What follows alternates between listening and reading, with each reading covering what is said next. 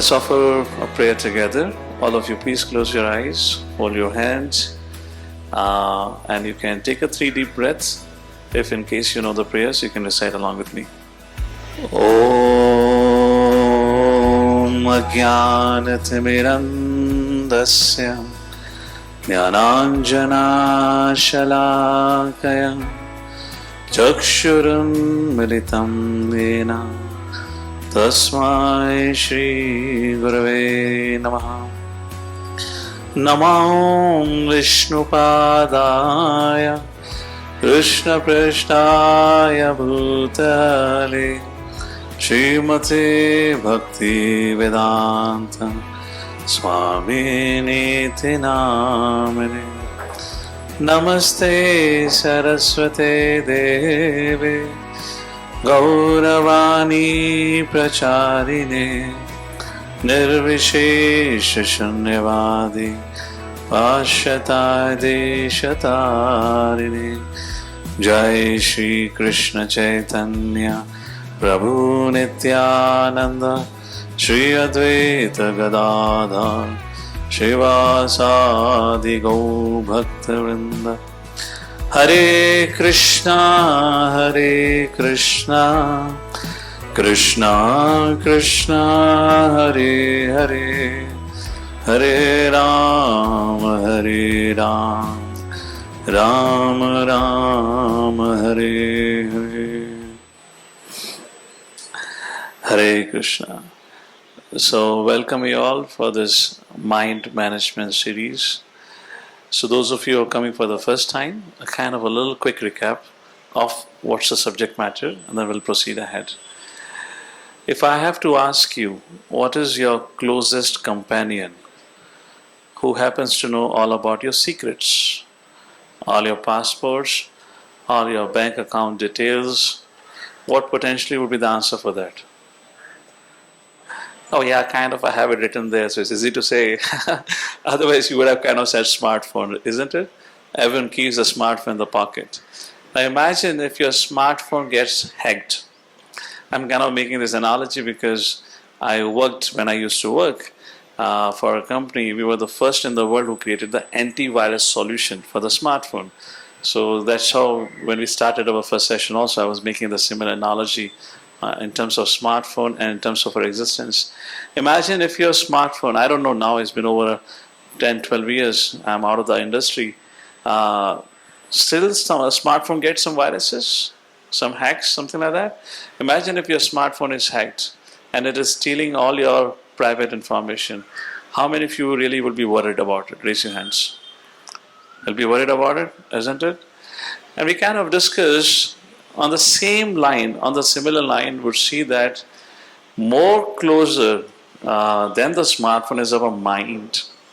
And we kind of already discussed in the previous session that how the mind is already compromised.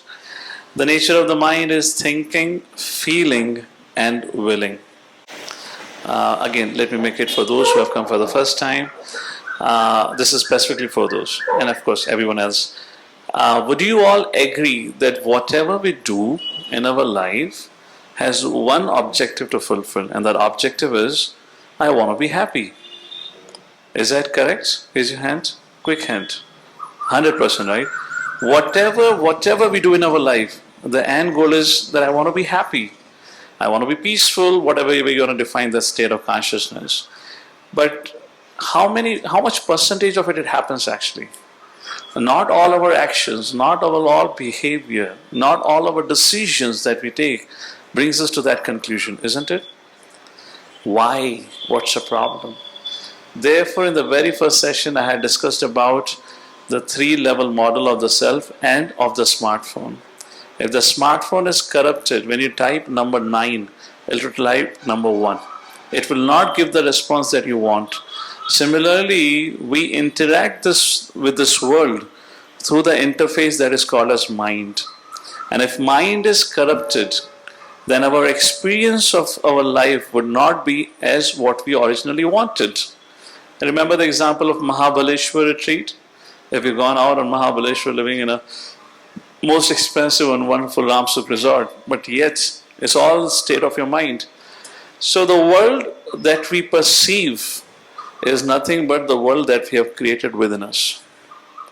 So all of us would look at the same situation or same thing and would give different kinds of responses.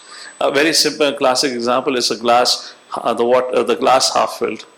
Some say it is half filled, some say half full. The point is, all of us have different kind of responses to a situation, similar situation, just because of the reality that we have created here, isn't it? I guess in one of the sessions I was making a point. Imagine you have taken a flight ticket, you're flying from Pune to Delhi, and halfway through the journey, the air hostess announces the engine is on fire, we have to jump. We have to jump. It's kind of it's needless for me to ask that how many of us would be in anxiety, how many of us would be screaming. It's just an example. But some of you can be really happy. Fantastic. I got an opportunity for paragliding. I didn't pay for it. I'm just giving an example. This is a little bit extreme example. But I'm saying it's the same situation.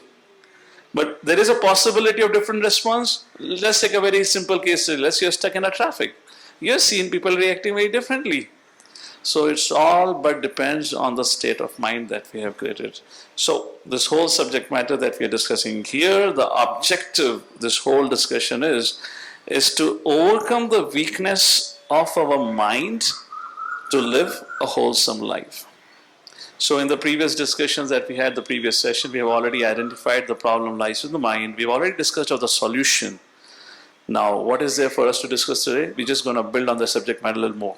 Why? I'll let you know in a short while. So, to do a quick recap, the first title for which we had two parts, Kabhi Khushi Kabhi Gum, we had raised three questions. What is the purpose of life? Is life all about, happiness and distress? Something like that. We have had three-point discussion over there. We discussed about who am I, the three-level model of the self. Then we talked about the nature of the mind.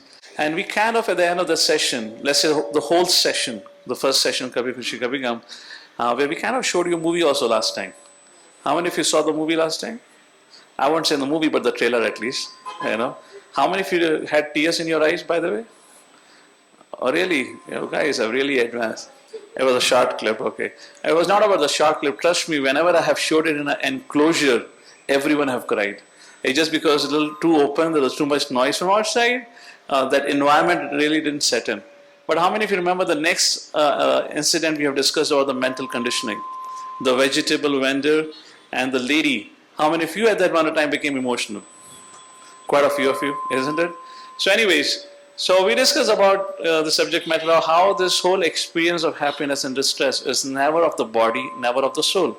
Why? Body is like this table, made up of earth, water, fire, ether.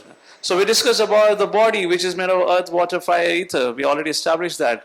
The table cannot undergo any experience of pain and joy. The body cannot go through that. Similarly, the nature of soul has been defined. So by the principle of negation, we can come to a conclusion. It is only the mind that experiences. And for that, we gave the case study of the Kabhi Khushi Kabhi Gum movie trailer. We talked about the case study. And then we raised a question. Often we look at the person and we say, you are at fault. And then we discussed about it. Is it a person at the fault? Like Jesus says, the Bible says, hate the sin, not the sinner. Hate the sin, not the sinner, which means let go of the person, but hate the sin that he carries within his mind. So who carries it? It's the mind. So for that we had a case study of a vegetable vendor and the rich lady. And I asked you a question. The same lady was loved by her son, was loved by her husband, was loved by her parents. But however, now in this situation, when I asked all of you, how many of you would blame the lady for being irresponsible and reckless? If that lady would have to turn up over here right now, how many of you would probably, in your mind, would say that what you did was totally wrong? And for that, most of you raised your hand. So was the lady wrong? We immediately become biased in that direction. No, the problem is not with the lady. If the problem was with the lady, then nobody would like her. If the problem was with an individual, then nobody would like her.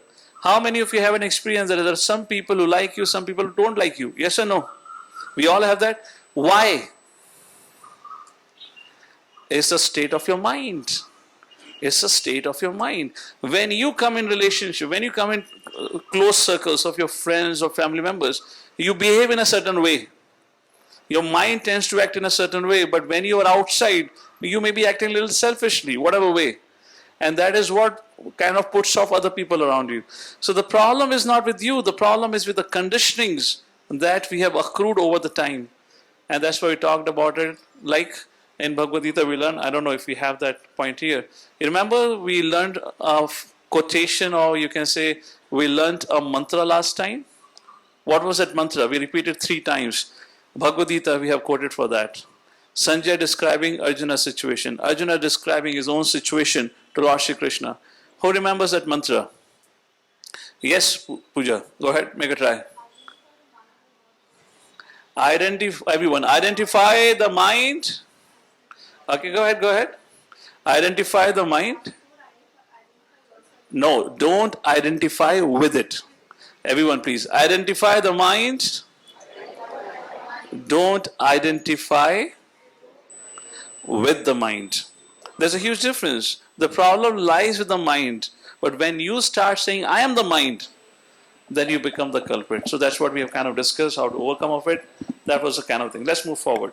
What does Krishna says, or what does Bhagavad Gita talks about? This is actually Arjuna speaking. We discussed that last time. Everyone, please repeat after me.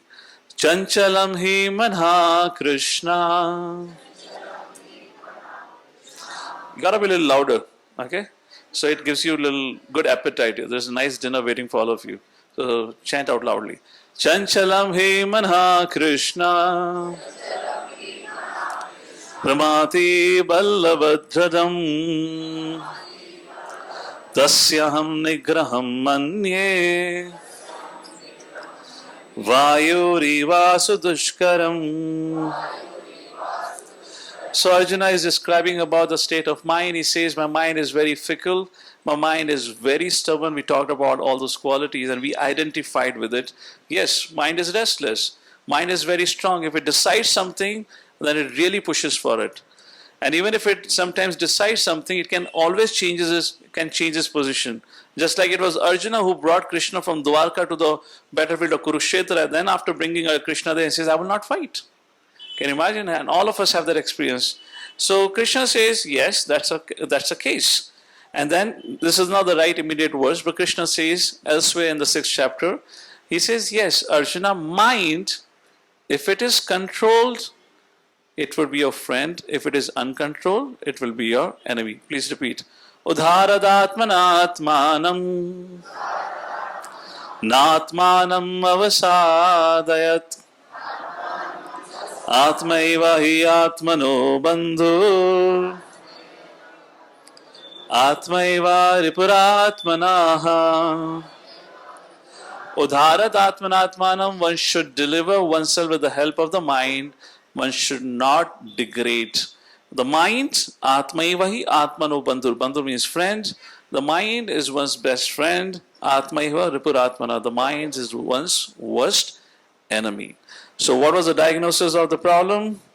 It was identify the mind, don't identify with it. Hate the sin, not the sinner. When we do so, we immediately disconnect ourselves or disassociate ourselves from becoming biased and judgmental about others. And we know that where the problem lies. Imagine you go to a doctor and doctor looks at your face. He doesn't touches your, let's say, nerves. He doesn't check on you, or he doesn't allow you to speak anything. And he immediately writes a prescription, gives to you, and says, go and get the medicine for you. How would you react? How many of you say, you rascal? You wasted my time and effort? How many of you will get a little disturbed about it, isn't it? अरे तूने diagnosis करा नहीं, 2000 का bill बना दिया. So if a problem is not properly diagnosed, can it ever be fixed? So the very first thing that Lord Shri Krishna does in Bhagavad Gita is called as Yoga Shastras. There are Patanjali Yoga Sutras, etc., etc. It's all about fixing the mind. The problem is not outside of us. We are always saying he is the problem, that is the problem. No, it's how we perceive. We need to fix that.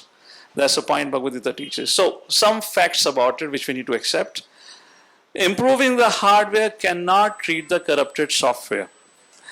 How many of us very conscious about our physical well-being? Let me give an example. Imagine you're traveling by a train and the train stops at a station and you are thirsty. How many of you would probably get down on the station and go to the nearby tap and fill the water bottle and drink the local tap water? How many of you? Please raise your hand. You'll drink the tap water. Okay. How many of you will not drink the tap water? How many of you will wait for some distillery or something like that? Yes? Now, there is a tap water available. You're still going to wait and buy 20 rupees, spend 20 rupees because you're kind of conscious. If I drink the tap water, I may fall sick. Like this, all of us are quite conscious about physical well being. And the world today teaches us if you maintain your physical well being, your life and all in all will be taken care. But it's something like you're taking care of your smartphone, but not the corrupted software. Can you ever fix the problem of the smartphone? So that's the thing. So think, if I am physically well, I would also do well overall. That's not correct. So improving hardware cannot treat the corrupted software, which implies physical progress cannot bring mental peace. Make sense? Yes or no? Agree, disagree? Let me ask this question to you. I've often raised this question in the past in different forums. How many of you agree we have far much more physical comfort today, facilities today than the previous generations? Agreed upon? 200%? How many of you would agree or disagree? Let's say we'll ask a question. How many of you would agree that the previous generations, although they didn't have a theater, they didn't have, the cinemas, they didn't had, some retreat centers, etc., etc. They didn't have big hotels or various ways of recreation. Yet they were far much more content and happy than the current generation. Raise your hand. Raise your hand high up. Now, does it mean physical progress cannot bring mental peace? Yes or no? What we have made an improvement in? You got a better clothes to wear, quality of clothes maybe. Well, I don't know really better quality of clothes. Trust me, this is far much more ventilated than your jeans. Okay, it looks like, our tight fit jeans are quite nice and all that. It's not like that. The quality of food, the quality of air, the quality of water, everything has gone down. But somewhere we think, yes, some amount of physical comfort is there, but it does not improve the overall quality of life. Are we on the same page? So we discussed about all this thing, and we came to a solution. And the solution was, we discussed a research study from by the neuroscientists from MIT and Harvard. We discussed that case study from MIT and Harvard, and where they drew a conclusion where if anyone does meditation on a day-to-day basis, they are far better able or capable of handling stress. They are far composed, far stable. Their ability to make decisions is far much more improved. Like that, the whole study was kind of concluded with. And then we talked about the benefits of mantra meditation, how it pacifies the mind, exercises the mind, etc., etc. And how many of you have been trying on meditation? We spoke about Hare Krishna Mahamantra. How many of you have been doing that? Kind of raise your hand a little bit. Okay, so kind of few of you are doing that for a few minutes to 10 minutes, half an hour, whatnot. So if in case problem has been identified, diagnosed, and solution is given, then why are we still talking? Isn't it? The diagnosis is over. The prescription is already given. Why the doctor is still standing and speaking? I shouldn't have some subject matter. Okay, let's do a quick exercise. I want all of you to close your eyes, and we're going to do a quick attempt for meditation. Okay? Just a short. Maybe 12 times we'll chant together. And what you have to do is chant out loudly and try to hear yourself. Okay? At the go of 1, 2, 3, we start. You can close your eyes. Sit comfortably. 1, 2, 3. Hare Krishna, Krishna Krishna, Hare Hare, Hare Ram, Ram Ram, Hare Hare. Hare Krishna, Krishna Krishna, Hare Hare, Hare Ram, Ram Ram, Hare Hare. Hare Krishna, Krishna Krishna, Hare Hare, Hare Ram, Ram Ram, Hare Hare. Hare Krishna, Krishna Krishna, Hare Hare, Hare Ram, Ram Ram, Hare Hare. Hare Krishna, Krishna Krishna, Hare Hare, Hare Ram, Ram Ram, Hare Hare. Hare Krishna, Krishna Krishna, Hare Hare, Hare Ram, Ram Ram, Hare Hare, Hare Krishna, Krishna Krishna, Hare Hare, Hare Ram, Ram Ram, Hare Hare. Hare Krishna, Krishna Krishna, Hare Hare, Hare Ram, Ram Ram, Hare Hare, Hare Krishna, Krishna Krishna, Hare Hare, Hare Ram, Ram Ram, Hare Hare, Hare Krishna, Krishna Krishna, Hare Hare, Hare Ram, Ram Ram, Hare Hare, Hare Krishna, Krishna Krishna, Hare Hare, Hare Ram, Ram Ram, Hare Hare, Hare Krishna, Krishna Krishna, Hare Hare, Hare Ram, Ram Ram, Hare Hare, Hare Krishna. Now, all of us have together tried to chant. I believe our amount of absorption and concentration should be higher. Maybe some of you felt a little distracted, but in case if you ever tried meditation by yourself, how many of you felt like this? I don't know, the lady or the gentleman, whatever, where your mind went all over the place, filled with all kind of thoughts. Maybe some of you had an experience right now also. You were chanting, but mind was getting distracted. Maybe your neighbor was chanting too loudly. Why are you chanting too loudly? Can't you chant peacefully? The mind starts to talk about how many of you had a little distraction even today, right now, when we're chanting together. Raise your hands. It was kind of getting filled with thoughts. Now, what about imagine if you're just sitting and chanting by yourself? I remember one young hippie girl came to Srila Prabhupada after the Kirtan, after the chanting session. She said, Swamiji, I'm having ecstatic experiences. When I chant this Hare Krishna Mahamantra, the moment I close my eyes, I get to see the spiritual reality. Srila Prabhupada said, go ahead, what do you see? She said, I see different colors, transcendental colors. Prabhupada said, no problem, continue chanting, all the colors will go away. Anyway, so we all have that experience in the beginning, mind gets distracted, isn't it? Sometimes we get too much affected, sometimes they're all kind of, one thing that's going to happen is when you're chanting, what has been hidden within your mind, it means all the past emotions will begin to surface out. And that really, sometimes people really get affected with it. Just like here, he seems to be getting really irritated. Once Srila Prabhupada was somewhere in San Francisco, if I'm correct, and there were some mosquitoes around. But apparently, none of the mosquitoes were biting Srila Prabhupada. So one disciple said, Swamiji, looks like mosquitoes in America can recognize you, you are a pure devotee. Prabhupada said, but in Calcutta it doesn't happen like that. So anyways, the point here is, even if we have got the solution, it is yet not complete. It is just not going to work out. If you sit and practice chanting, the meditation, it is not going to work out. Just like when you go to a doctor gives you medicine. Along with medicine also comes a diet plan, yes? And if you don't take care of the diet plan, then medicine will not be effective. And today's topic, we'll be talking about what is that diet plan. Let's begin with it. So the point here is, why we are kind of distracted, because our mind also knows he has been identified. So let's begin with the topic today, where we're talking about chaos to calm. So mind management. What is mind management all about? In general, our mind is in a very chaotic state. Too many thoughts keep running around. How many of you have issues with keeping a focus? Or how many of you struggle with focusing on something? The mind easily gets distracted. How many of you have had an experience where you couldn't sleep in the night because your mind was really passionate, really agitated? How many of you have that? Raise your hand.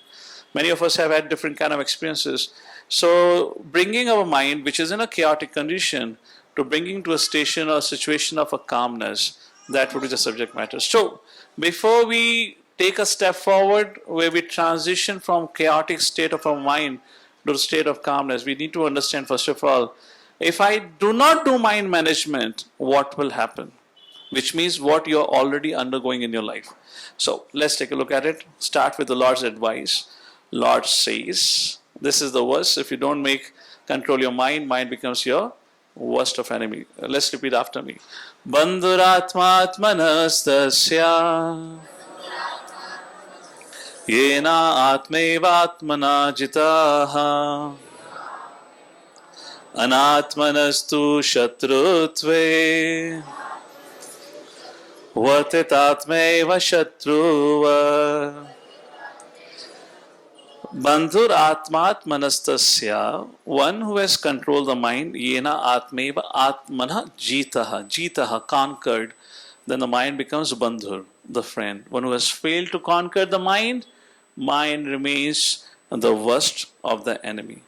So, if we have to define or give an acronym for the mind in today's situation where we have not attempted to perform mind management or to control the mind, what would be the acronym for that? Let's take a look at it. M stands for magnifies problems. How many of you have an experience in your life, even for a small issue, our mind goes on into a roller coaster drive where it keeps on munching and thinking about this will happen, that will happen, and what all will not happen.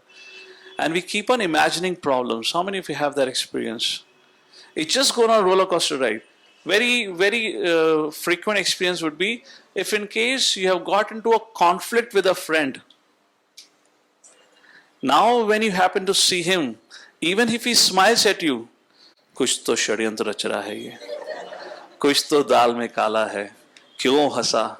And the mind goes on from that step. Now imagine if he happens to smile twice or thrice on you, और आज तो कुछ होने वाला है, षड्यंत्र नहीं रचा है, आज ही कुछ धमाका फूटने वाला है. And the whole day you're sitting and thinking what he's gonna do, maybe he'll do this. It depends on what movie you have recently seen. That accordingly you will imagine the crisis. We all have that experience. It magnifies problem. Then I stands for imagines pleasure. I remember, let me give you my life case study. It was not about me, but I saw the situation. When I went to apply for the US visa, this was for student visa. I just went and stood outside the US consulate in Delhi. And there I saw there was a huge line. I was also standing in a line. There I saw there was an exit gate. And when people came out of the exit gate, there were two kinds of reactions people were giving. Some came out and they threw their file up in the air and said, "Hooray!" which indicated they got the visa. And some came out and they were crying, which was kind of dejected. They didn't got the visa. So this whole thing of going to America, imagine your manager. I was just wondering why people are so excited or why people are really so heartbroken. I've never seen the kind of experience anywhere, people expressing. Imagine tomorrow when you go to office and you had been kind of thinking about it, it's good, it will be so nice if I get a chance to go to America. Something like that has been at the back of your mind, imagine. And now tomorrow when you go to office, your manager says, well, your visa, US visa we had applied, it's sanctioned, company have approved your visa. You can now travel to America from 15 days from now. Here is your ticket, pack your bags, you're off to Florida. How many of you would say and think, from that time onward until the time you took a flight, you will be all imagining, मैं क्या क्या करने वाला हूँ? मैं सबसे पहले America जाऊंगा, वहाँ से आपका जो भी फेवरेट स्पॉट है, मे बी लॉस वेगस जाऊंगा, मे बी हॉलीवुड जाऊंगा, मे बी नायग्रा फॉल्स जाऊंगा, मैं यहाँ जाऊंगा, वहाँ जाऊंगा. But you forgot, the company have not sent you on a paid trip. The company has sent you for work, but you will not think about the work. The mind will go on imagining as if you're going to enjoy your life there. When you end up there, when you reach there, then you realize, बर्तन भी मुझे मांजने हैं, सब्जी भी मुझे खरीद के लानी है, दाल भी मुझे गलानी है. And then you wonder, यार भारत छोड़ के मैं इसलिए आया यहाँ पे सब करने के लिए. And the mind takes you on this imaginary ride. Yes or no? We have the experience. Okay, so we are doing good with the acronym. So we are doing good with the diagnosis so far. And for neglect opportunities, what do you mean by neglect opportunities? You have an opportunity to really focus and do something now. But it always goes on a ride thinking about something in the future. How many of you have that? You really get into an action mode when you have to plan for the future. You'll take out a pen and paper. Okay, मैं भविष्य में ये पढ़ूंगा. I will go through this training. How many of you have that habit of doing a lot of planning? Yes? Or else our mind is thinking about, काश मैंने 2 महीने पहले अपना समय बर्बाद नहीं किया होता, ढंग से पढ़ाई कर ली होती या ये कर लिया होता तो आज मैं अच्छी जगह पे होता. You're either thinking about the past, you're worrying about the past, or you are kind of, you're dreaming about the future. In either of the situation, you're wasting your present. How many of you have that experience? Raise your hands. That's what means by neglect opportunities. You have the opportunity now, you're missing it out. Okay, let's take a look at D for denies reality. That means lack of self-awareness. How many of you would agree you happen to know quite well about everyone else except for oneself? If I have to ask you, what's the purpose of life? What's the goal of your life? Sometimes this question looks very pinching. क्या पूछ लिया? For example, one pinching exercise is SWOT analysis. How many of you have done SWOT analysis here? When you are asked to do SWOT analysis, strength, weaknesses, opportunity, threats, those are about external factors. Strength and weakness is all about us. When you sit back and do it, if I ask you to do the strength and weakness of your friend, you will have an answer in 30 seconds. Agreed? Or let's say about your spouse, maybe 10 seconds. Agreed? Okay, yes or no? Now when it is about you, if you have done it last time, you were sitting with it for 5 minutes, 10 minutes thinking, yeah, strength to hai, weakness bhi hai kya koi? How many of you had that experience? So denies reality. In other words, we really lack self-awareness. We don't know what my needs, what my concerns, where I stand today. Like that, this is the situation of our present. How do you find it? It's quite good, or it's a little bit difficult situation. We need to work on it. It's really not good, not good. So let's take a look at it. So, if we do not do the mind management, we continue with a chaotic life. What it means to be a chaotic. Let's take a look at it. That's the first topic for today. Bhagavad Gita, Lord Shri Krishna talks about something very interesting. He talks about how we again become victim of our lower propensities. Let's take a look at it. Please recite this shloka loudly so that it gets to your head. Dhyayato vishayan pumsa sangaste supajayate sanga sanjayate kamaha कामात् क्रोधोऽभिजायते. I mean, it's such a fantastic verse. Looks like some part of it is clipped. Anyways, Bhagavad Gita, people think it's a religious text. When you read it, you will understand it's not about religion. It's about yourself. It's about spiritual science.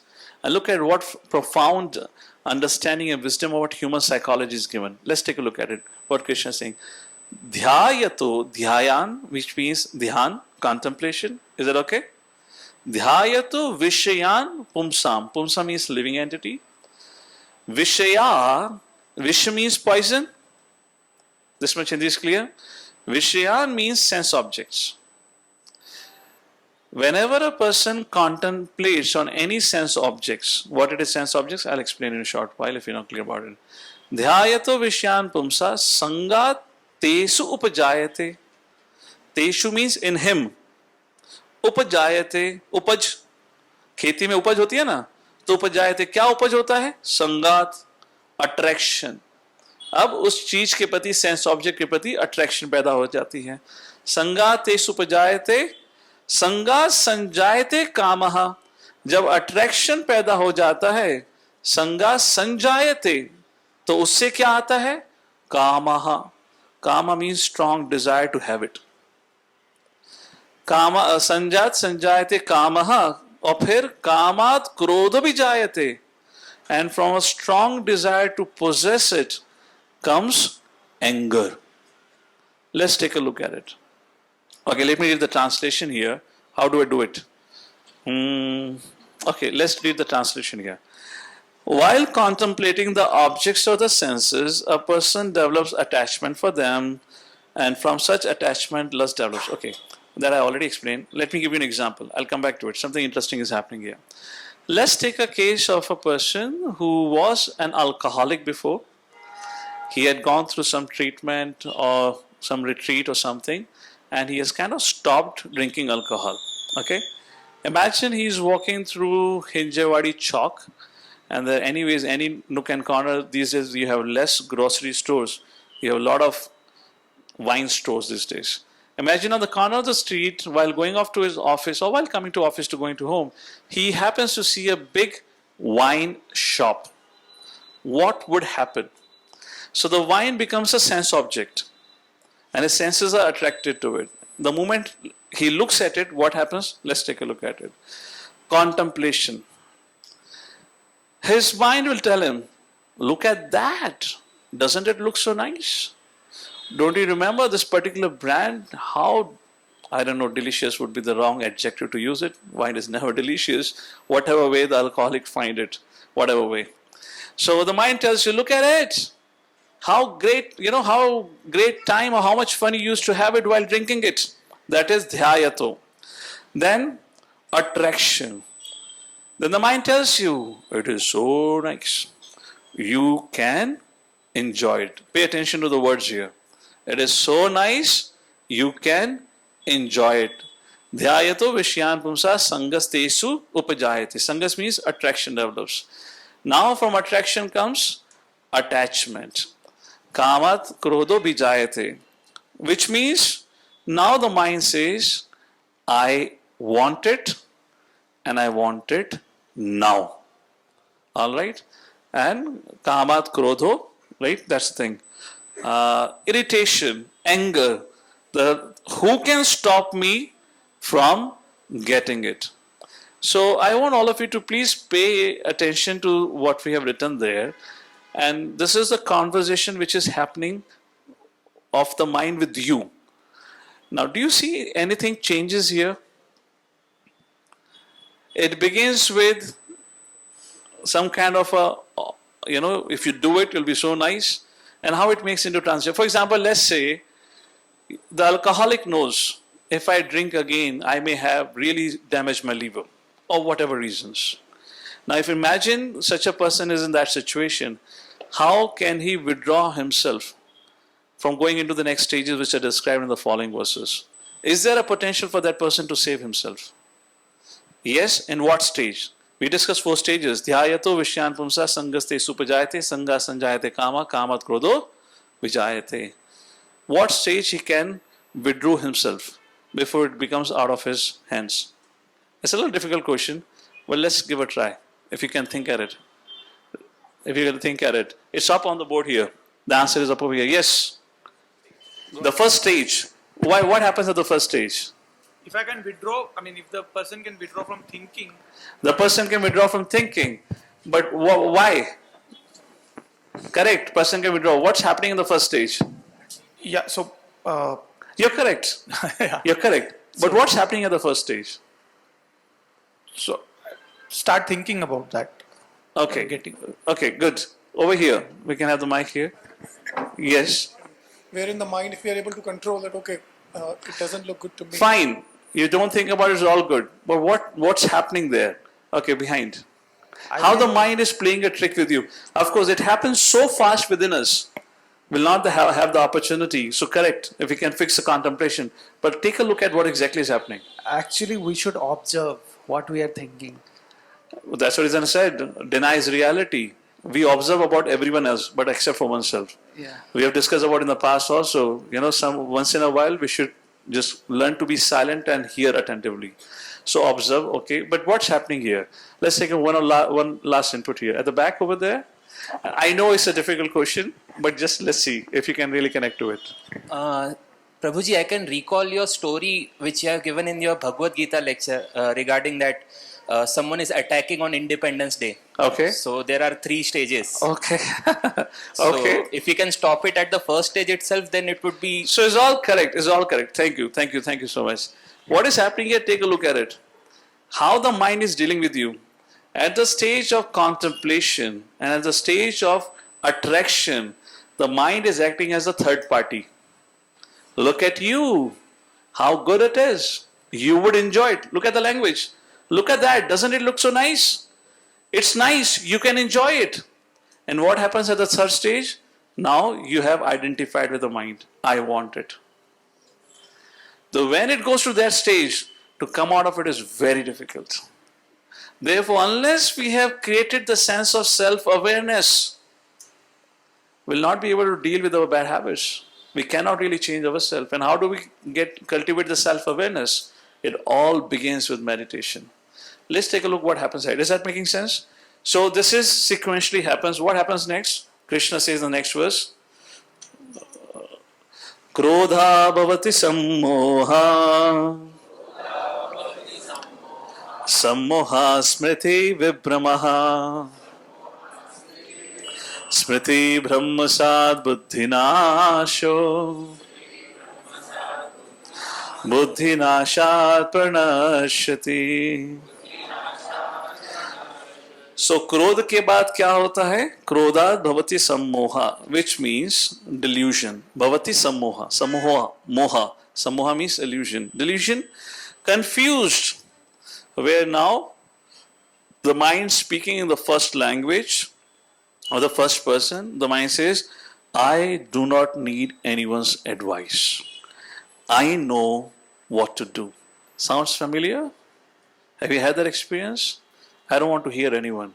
I know what is right. Then Krodha Bhavati Samoha Samoha Smriti Vibramaha. Smriti Vibramaha means oblivion. A kind of a loss of memory. What loss of memory? He forgets the hangover and the misery that he had undergone in the past because of drinking alcohol. And what he remembers only? What his mind has become attached to, the pleasure that this sense object is going to give him. And he forgets the misery. And he says, why I should not enjoy? Or maybe the mind will say, बस आखिरी बार, एक बार दोबारा नहीं, बस इस बार. Then what happens next? Smriti Brahmasad Buddhinasho. Buddhinasha means loss of intelligence. Stupefaction, where the mind tells you, or you cannot think anymore, and the mind says, I am going to do it right away. So, Buddhinashat Pranashyati. And then at this point of time, Pranashyati means destruction. The person walks to the store, buys an alcohol and drinks it, where he has entirely forgotten about the consequences that he'll have to face because of his taking an alcohol. Does it make scientific? Okay, how many of you can relate to this case study here? I'm not saying you are an alcoholic abuser, but I'm not making that point. But how many of you can relate this is what kind of happened or can relate to it a little bit? Yes or no? Or how many of you cannot relate? Okay, let me give one very simple example. I see some youngsters sitting here. Imagine you have your some interview, very important interview tomorrow, and you want to study for it. And you're walking back from office to your place, and you know that you really need to study for it. It's a very important interview tomorrow. And while walking back, there is a big billboard, and it says, releasing today evening, 9 o'clock, Bahubali Part 3. And Bahubali happened to be your favorite movie. And you're looking at the poster, Bahubali, Part 3, Dhyayato Vishayan Pumsa. And the longer you look, Sangate Supajayate. And the mind is constantly feeding you, Oye, tere ko yaad nahi, kitna maja aaya tha tere ko? First part, second part was more hit. Third part is going to be super duper hit. You should watch it. You work so hard. You spent so many hours and you know everything anyways. Interview, nothing, so easy. Go and watch it. Maybe at this point you say, no, I really have to study. And you keep looking at it. If you keep looking at it, Dhyayato Vishayan Pumsa Sangaste Supajayate Sanga Sanjayate Kama now develops strong attachment. Kama Krodho Vijayate. Imagine your friend says, Kya kar raha hai? Kal interview hai. So chup rahega. You know the anger comes in. Now sounds relatable. You know rest of the story what happens. I'm not going to say you ended watching a movie or not. Okay, let me ask this thing. How many of you had that experience where something like this you have done it? Let's say you have your final exam going on and there is an India-Pakistan match is happening or something has happened and you know that, oh no, I should study about it.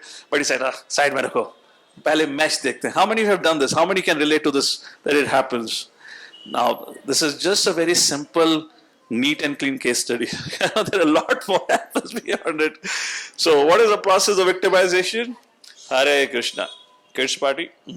No talking. So, what is the process of victimization? Contemplation, which means thinking. Attachment is feeling.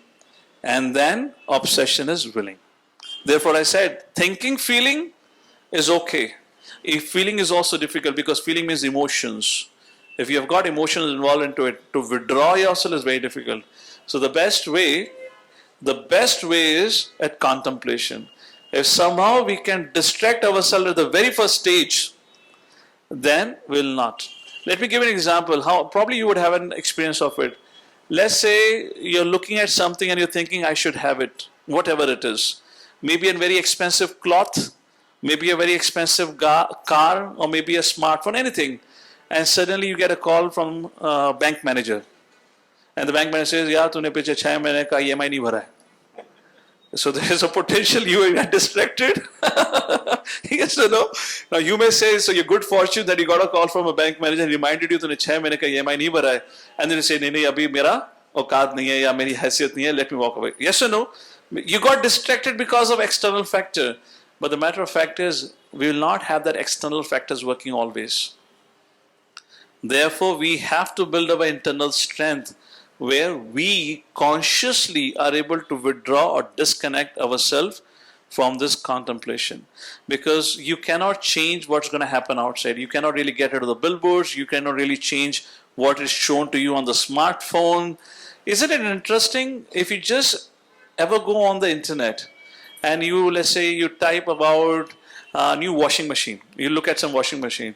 And suddenly you go into your Google and you see there is some advertisement about washing machines. How many of you have seen that? This is how it works. They keep bringing those things back to you again and again. Why? Dhyayato Vishyan Pumsa Sangaste Supajayata. The more we will show, the more we'll show, the more he will see, the more he'll contemplate, and he will end up buying. How many of you have ended buying up like this? You kept on seeing, kept on seeing, kept on seeing. It's okay, yaar, khareed hi lete hain abhi. Maybe you have done it, you have not realized it. Otherwise, why this whole industry is flourishing so much? Why they have made all these algorithms? They know the human psychology. And we all have an experience that if in case we search for any product, that product begins to pop up more often. That much we know of it. Any website, you go on news website, the advertisement will be about washing machine. That's what it comes. And when you look more and more and more, then you think, "Ab to le hi lete hain."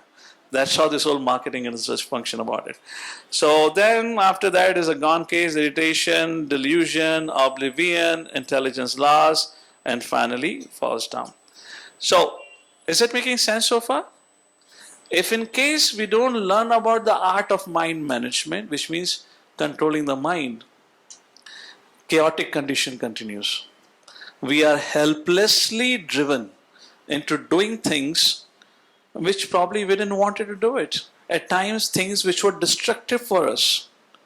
And look at the world, how nicely it is designed. It is designed in such a way it keeps popping up things to you which you generally don't want. Anyone, anything. In fact, even medical industries these days spend so much money on their marketing. Why a medicine company has to spend money on marketing? Everyone, anything you want to do it, there has to be a marketing. Because the more you show, the more you sell. Because the more it goes into the head of the person and he thinks, I need it. Is that making sense? Now, if you're living now, earlier was a time when we were growing up, the marketing used to be through newspaper. Marketing used to happen through billboards. So we still have an opportunity, used to have an opportunity to live our life that we wanted. So like I asked you in the beginning, we have far much more comfort of living today, but our life has become more chaotic. All of you agreed for that. Previous generation were far much more peaceful. Now imagine your smartphone. You open up anything, that always some piece of information is popping up, which means you're always in contact with some kind of advertisement. Which means there's always an opportunity to get distracted, remain distracted. How can you really get your peace of mind? How? So we are kind of living in a chaotic condition. And if we don't do mind management, our life is not controlled by us. Our life is controlled by the marketing agencies. They govern and they dictate our likes and dislikes. Like we had this whole, all of you know about how the social media platforms governs our let's say voting rights, how they influence is through the information, and this is the whole psychology behind it. So, how to manage the mind? That's the question. That's the second and the last topic for today's discussion. Lord Shri Krishna says, please repeat after me. Shri Bhagavan Uvacha. Loud enough. Shri Bhagavan Uvacha. Asamshayam Mahabhavo. Mano Durnigraham Chalam. Abhyasena tu Kanteya. Vairagena Chagrihate. So Lord Krishna says to Arjuna, Asamshaya Mahabaho, Assumption. Samshaya means doubt. Assumption means without a doubt. Mahabhaho means the stronger one. Asamshaya Mahabaho, Manah Durnigraham Chalam. मन को नियंत्रण करना बहुत मुश्किल है. नामुमकिन नहीं है, मुश्किल है. पर कैसे कर सकते हैं मन को नियंत्रण में? अभ्यासेना तु कांतेया वैरागेन च गृह्यते. अगर आप अभ्यास करते हैं, अभ्यासेना तु कांतेया वैरागेन च गृह्यते. एक suitable practice, just like yama and niyama, which means don'ts and do's. क्या पालन करना है, क्या नहीं पालन करना है. जैसे कि as I said, getting a medicine, which is the mantra meditation, is very potent, but is not enough if there is no diet plan. If despite being sick, if you're eating things or living a life which will further make you sick, the medicine will not have its efficacy. Even if the medicine works, you'll fall sick again. Yes or no? So how to do this? Abhyasena tu kanteya. And I'll go back to my board here and we'll draw something and let's take a look at it, what it means to be, what is suitable practice. So let's begin with this. So this is your mind. Now mind has three functions, what is known as thinking, feeling and willing. These are its three functions. Clear so far? Is big enough and visible, right? Okay. And what is mind actually? It's nothing but is a cluster of experience, desires and thoughts. Experience, desires and thoughts. So mind is an interface by which we interact with the outside world. So mind is the thing which is corrupted. If we need to fix, we need to fix our mind. So how does the mind and body interacts? I'll just introduce the subject matter. Next time we'll go in more details of mind, body and interaction of intelligence. So body has different level of senses. Body has some 5 working senses.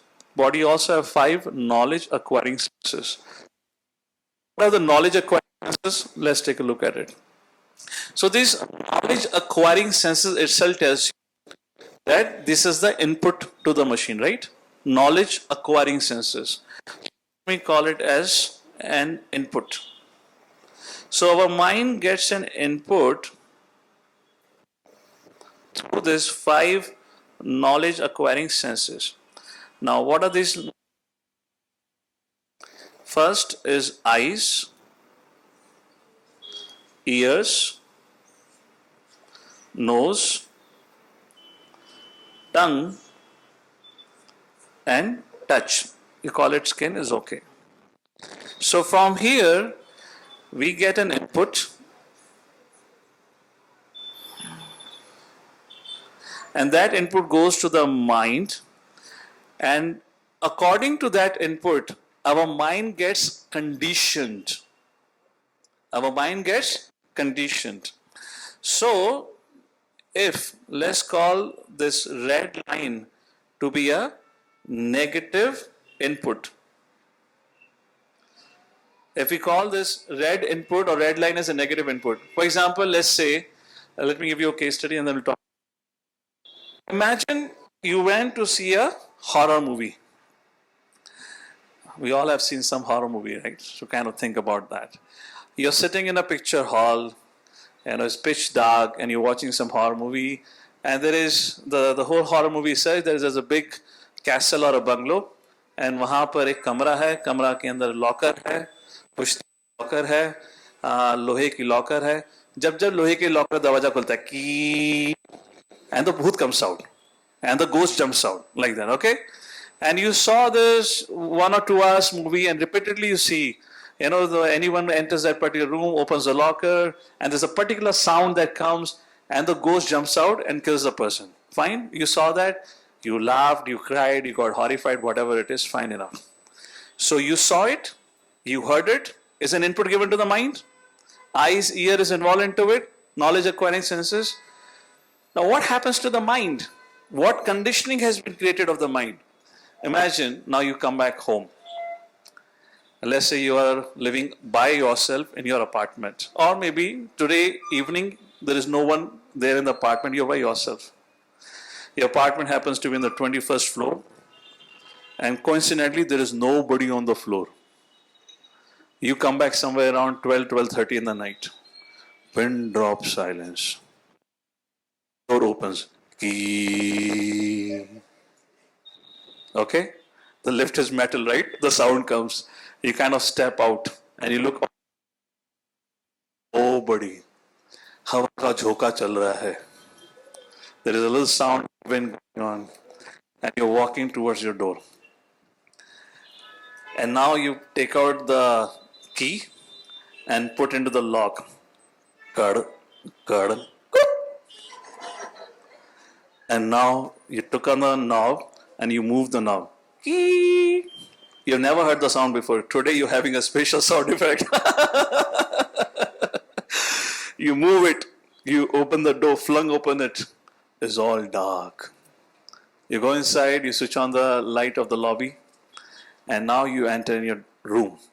The room is locked. You move the knob and you flung open the door of your bedroom, and there is a metal locker. There's a big metal locker there. Now, there is nobody in the house. It's 12:30 in the midnight. And in your bedroom, there is a metal locker. How many of you think you'll think hall looks a better place to sleep today night? How many of you say hall would be a better option to sleep? आज hall में सो जाते, इतना भी बुरा नहीं है hall. Raise your hand. Yes or no? I mean, you may or may not, but at least this is what is going to happen. Yes or no? Now imagine if 2 days before you saw this movie, today evening you saw this movie, 2 days before if you would have come, maybe 12:30, 1 o'clock, nothing would have happened. Agreed? Nothing would have happened. But why your mind is behaving like this today?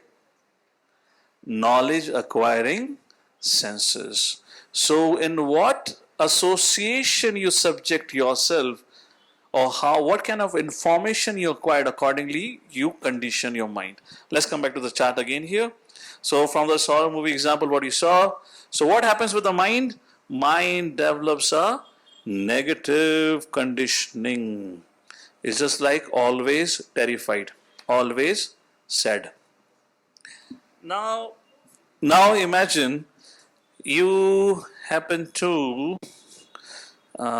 if I can change the color, maybe not, I don't know. Okay. Now if imagine this was negative, now there is a positive input. Let's say you're reading Ramayana, or let's say you went and took darshan of the lordships in the temple, something like that, or you heard of wonderful kirtan, chanting, etc. So same input goes here through the eyes, ears, accordingly whatever you have engaged your senses, that input also goes to the mind, and that also creates a conditioning. What it would be? It would be positive conditioning. You saw how Mother Sita, she was so loving towards her husband, she was willing to sacrifice her comfort for the sake of husband. You saw how Lord Ram was willing to risk his life to rescue Mother Sita. It kind of brings in that sense of, empathy and concerns for our relatives. What to speak of Lakshmana's sacrifice? More than that, Lakshman's wife Urmila, how much she was willing to sacrifice for the well-being of Sita and Ram. Now, when you hear about that, how many of you think you'll be positively affected and you will, for your family members or for the people in general, you would like to give back more than demand more? Yes or no? So, how you engage your mind, you're catering your reality. Right in the beginning of the session, I said the world that exists for you, but is nothing but the world that you have created within you.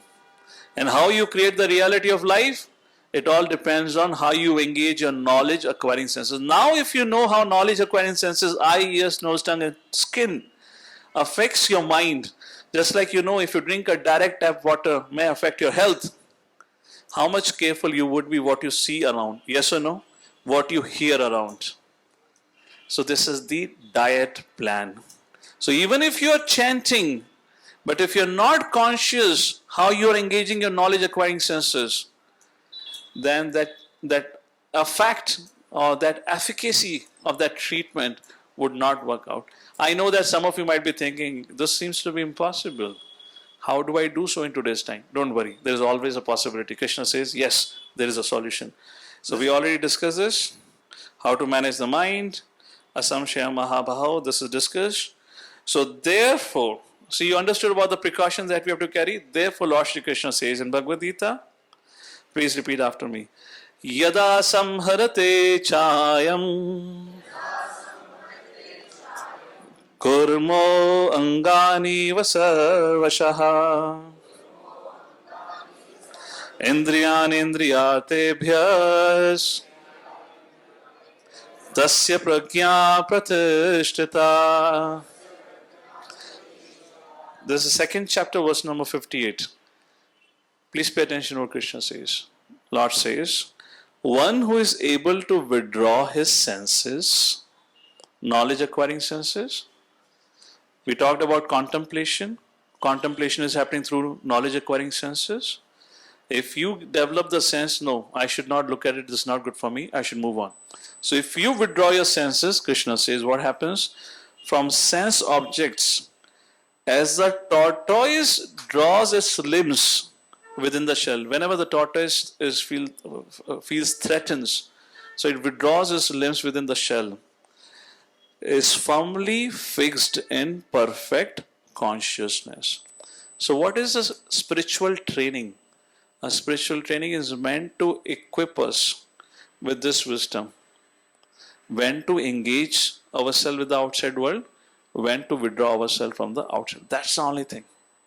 So what is Bhagavad Gita actually teaching us? What is the science of yoga? What does the Yoga Sutras teaches us?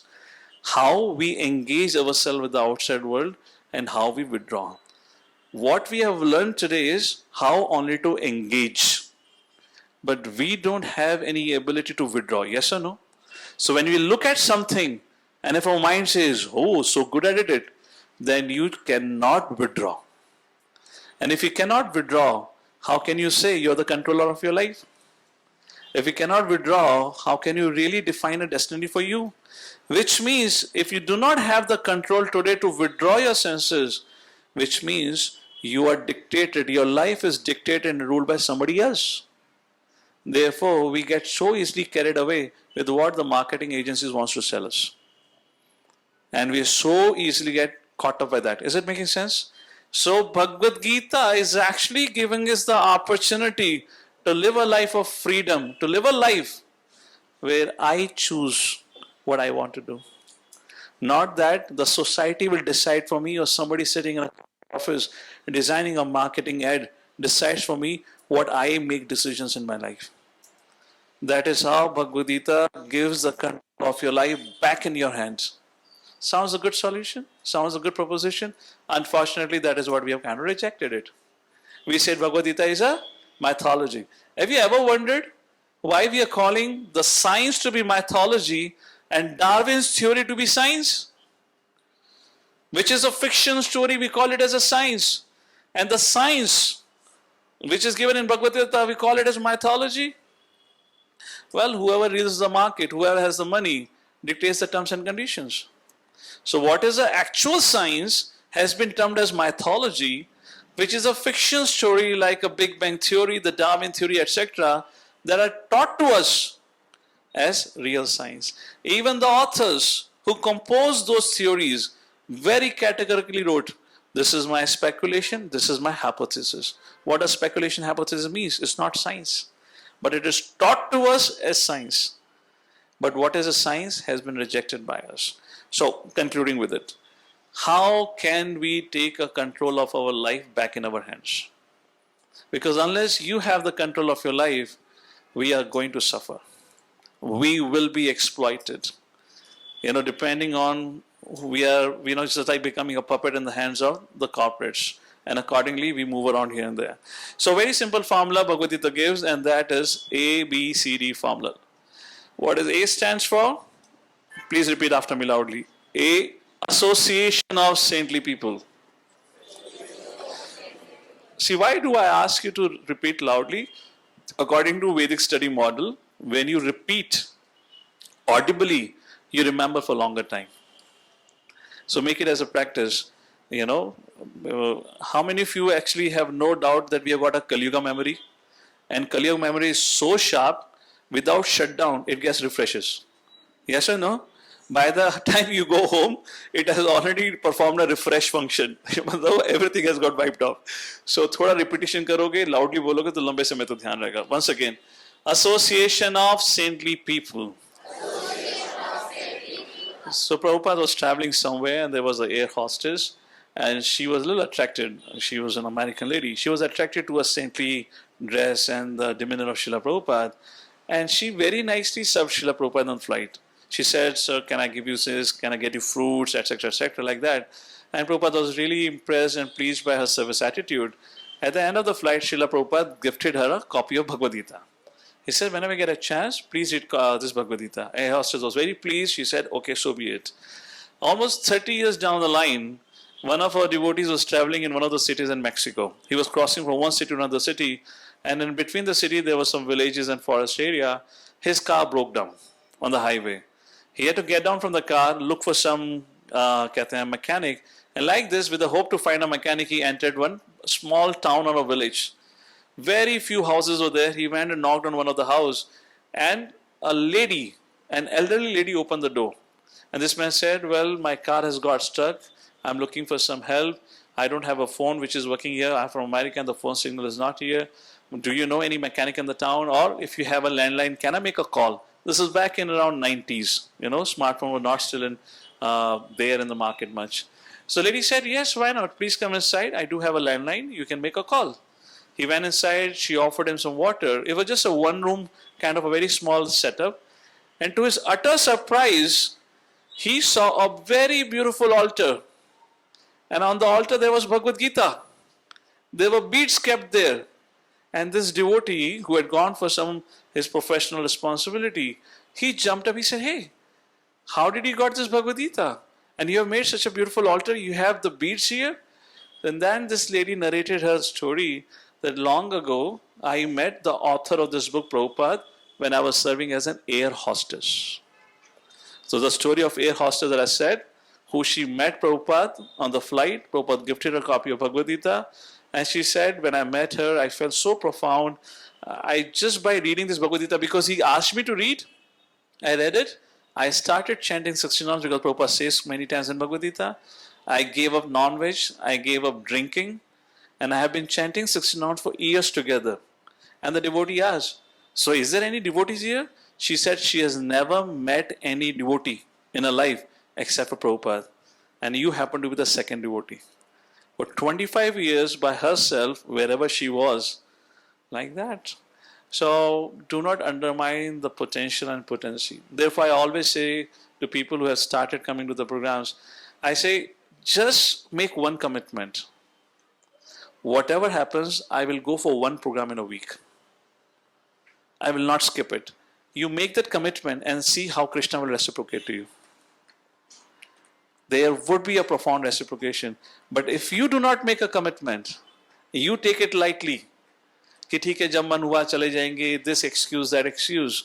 Even if for some reason you think you cannot join, everything is made available online. So one commitment, either I come personally or at least I hear something about it. You do it for few months, then game over. And it's all over. then it's just so much clear to you. Just like, is there anyone here who has got connected in the last 6 months? In the last 6 months, raise your hands here. Anyone who got connected? Okay, I'm kind of asking a wrong question here. I'm saying, let's say somebody who has got connected here for, more than 3 months and less than 6 months. Because some of you have been connected in last 1, 2, 3 months. More than 3 months and less than 6 months. Raise your hands high up. Okay. There are quite a few of you here. How many of you here are actually doing this mantra meditation every day? Raise your hand. Okay. Those of you who raised your hand for my first question, you are doing it? Now, how many of you would say, this is my part of my life now? Raise your hand. This is part of my life. Maybe I can skip a meal, but not doing mantra meditation is just like a big vacuum in my life. Raise your hand. This is just who have been around for 3 months or maybe up to 6 months. You talk about somebody who has been for years, is impossible. Now, other question for you who have been around for 3 months or maybe around up to 6 months. How many of you think your perceptions and way of looking at life has changed drastically? Raise your hand. The way of looking at life as you're reading Bhagavad Gita have changed. How many of you feel you are far much more at peace with yourself than before? This is what all Bhagavad Gita promises. These are not my paid marketing here, okay? I have not set it up to confuse all of you. All right, the next what we need to do is, please repeat, B, reading wisdom books. So we have already discussed about association is of two kinds: association of a person, association of information. I believe we have discussed over here. So these days we associate with information far much more than associating with people. And information creates its own reality. That's information which affects our consciousness. So if somebody is too much tuned to watching movies, looking at the news, without a doubt he would have a very negative perception of life, isn't it? And somebody, let's say, uses the same time reading wisdom books like Bhagavad Gita, which is a self-help book, books like Mahabharata, books like Ramayana, you will definitely have a great role models for courage, for integrity, for chastity, for forgiveness and whatnot. And if you have the role models, you live a life accordingly. Yes or no? So every day, therefore, how many of you are aware that every morning we have this 30 minutes of Bhagavad Gita reading? Aware. I'm not saying how many of you joined, but how many of you are aware of it? Okay, some of you. If not, those of you who have come for the first time, you can take out your smartphone, just go on YouTube. There is an Evolve Pune channel. If you happen to subscribe there, every morning you get a notification that every morning there is this 30 minutes reading. Even if you don't get a chance in the morning, hear it during the day. Just somehow. And why I'm saying hearing that? Because we are kind of reading Prabhupada books. So at least if you think I don't have time, I don't have liking, every facility is created. Are you up for it? Are you willing to take advantage of it? Next, C, chanting. Please repeat. C for chanting. That is mantra meditation. How many of you have been doing, since we started this mind management, 10 minutes of chanting here? 10 minutes of everyday chanting minimum. Raise your hands, please. I'll request once again to all of you who have come for the first time. The yoga teaches us the experiment has to be done on oneself. So just go ahead and chant for 10 minutes every day, this Hare Krishna Maha Mantra, and see for yourself. And then you decide if you wish to continue or not. So we already have discussed the benefits of mantra meditation, pacifies all that. And finally D. D for diet. That is, either you can call it to begin with vegetarian, and then we'll talk about later on Krishna Prasadam. Why vegetarian diet to begin with? For every particular species, the food is kind of pre-decided. You would not expect a lion to drink or eat grass, or a cow to eat flesh. When it comes to human beings, when they go to a restaurant, the waiter would ask, "Ghas ya mas?" But for human being, the way the biology of a human being is, the food which is kind of organized for a human being is a vegetarian diet. The major reason is when a human being consumes flesh, it's an act of violence. When there is enough vegetarian diet is available for you, why you have to kill an animal to eat because of taste buds? And it violates the principle of dharma. That's a whole subject matter. All of you would have probably come across many content about how non-vegetarian diet is not so healthy. And simultaneously, there is a lot of content which says, अगर तुम नहीं खाओगे तो vitamin B12 कम हो जाएगा, vitamin D और C की कमी हो जाएगी.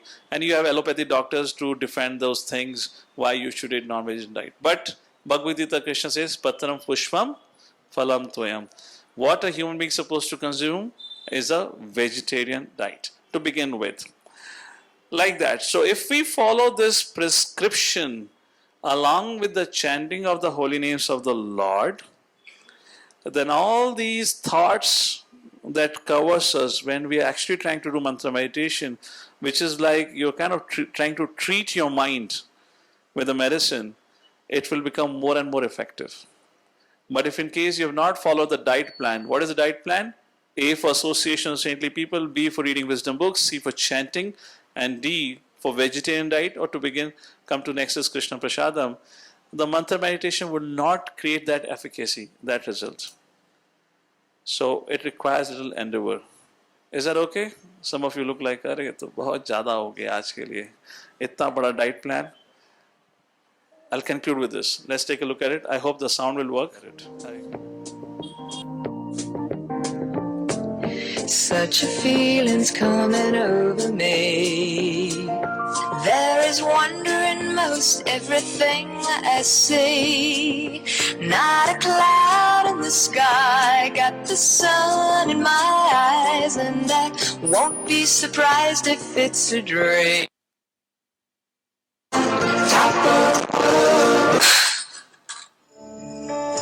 This is the end, beautiful friend. This is you and your mind. This is the end, Can't change it. my only friend. The end. Our elaborate plans. That's you, starting with 10 minutes of meditation every day.